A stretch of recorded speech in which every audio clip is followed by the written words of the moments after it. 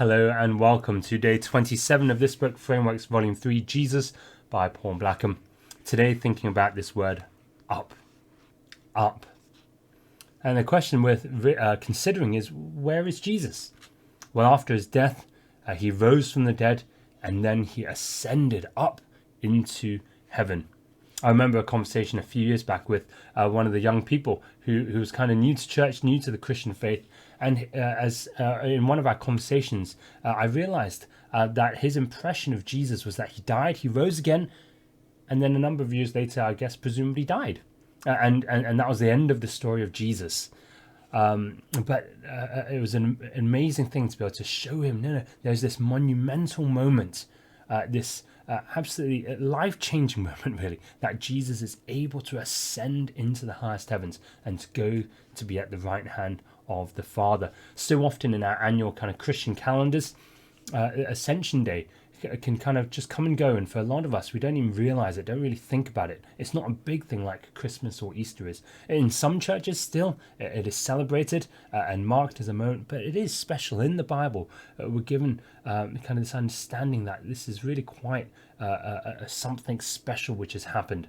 It's not just to be overlooked that Jesus went up into heaven.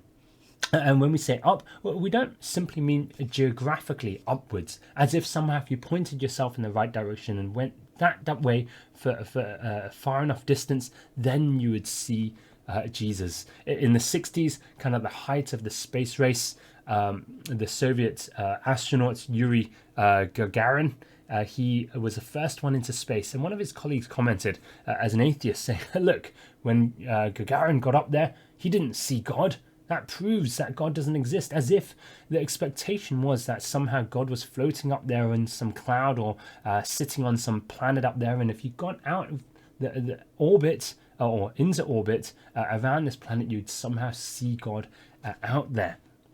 But that's not what we mean. Not primarily when we say Jesus went up. Of course, there's something, I guess, symbolic and something literal about it, because Jesus does ascend from the ground. He goes into the clouds and then disappears from view. But that's not ultimately what we mean by upwards, as if it were some geographical distance. And that's what separates us from God. There's this great psalm. There's lots of teaching on the Bible on the ascension, but Psalm 24 is one of the great ones.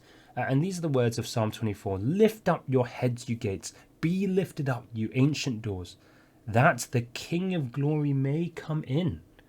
Who is this King of glory? The Lord, strong and mighty, the Lord mighty in battle.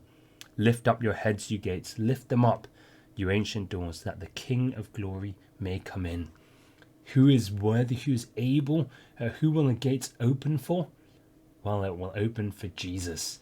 At his ascension, when he's risen, he's in his resurrected, immortal, divine life, he is able to enter into heaven. The separation between us and heaven, the throne room of God, is not geographical, but spiritual. It is our eyes which are too blind to see the reality that is before us. It is our hearts and their sinfulness which do not allow us passage into that most holy of places. And we see this in Acts chapter 7. Stephen, he's martyred, possibly the first Christian martyr, certainly one of the very first. And as he is killed, we're told that the heavens are opened. And Jesus is there standing at the right hand of God. And he speaks to, and Stephen meets with Jesus, even though Jesus is in this highest heavens.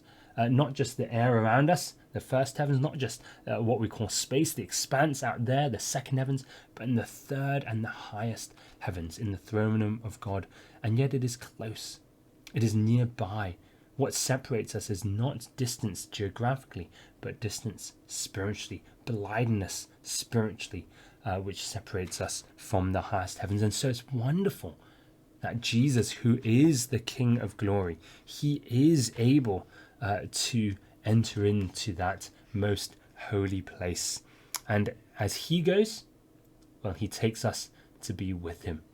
In his name, in his presence, carrying his righteousness, covered in his blood, we are able to enter through those gates into that most holy place. So it's a wonderful, wonderful thing that Jesus didn't just continue wandering around the earth, although that might be great because more and more people could have seen him, I guess.